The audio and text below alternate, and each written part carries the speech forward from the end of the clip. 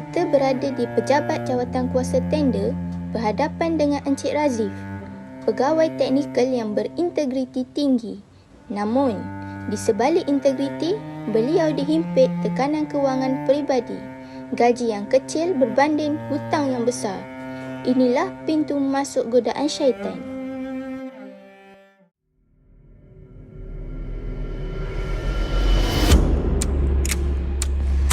Tiba-tiba, Datuk Isabella, pengarah syarikat kontrak malas Sedin Berhad, datang tanpa temu janji. Razif, ini sagu hati.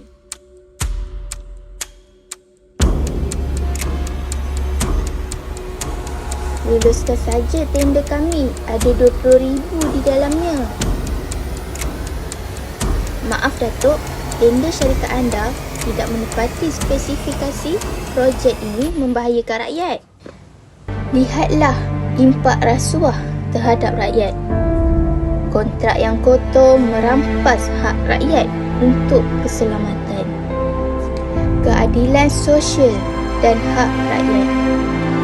Amanah adalah pusaka yang perlu dipertahankan. Datuk Isabella tidak berputus asa. Dia mengekori Razif ke tempat letak kereta. Jangan bodoh Razif. Semua orang buat. Saya naikkan kepada 100,000. Luluskan, awak boleh selesaikan masalah kewangan awak.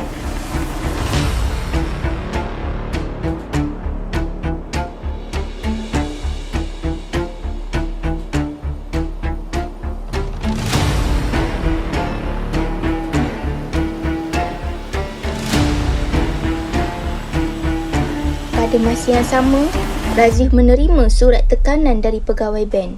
Dia kini di persimpangan yang gelap.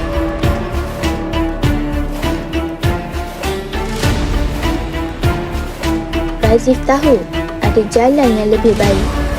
Dia teringat bagaimana syarikat yang benar-benar layak gagal hanya kerana Datuk Isabella mencela. Kekuatan jati diri, integriti, jangan gadaikan etika demi wang haram. Encik Razif membuat keputusan beretika. Satu-satunya jalan keluar yang bermaruah. Hello, SPRM, saya Razif. Saya ada maklumat penting mengenai suapan oleh kontrak malas Sedin Berhad. Saya perlukan bantuan anda segera. Inilah keberanian sejati untuk melaporkan. Tindakan integriti Razif membuahkan hasil. Datuk Isabella, Encik Ali, anda ditahan atas kesalahan rasuah dan suapan.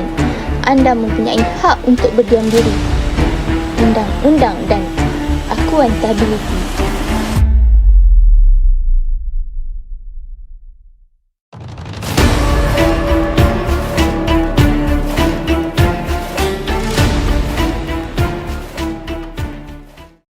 Walaupun tiada wang suapan, Razif mendapat ketenangan maruah dan kasih sayang isteri. Amanah adalah pusaka, keutuhan adalah harta yang tiada nilainya.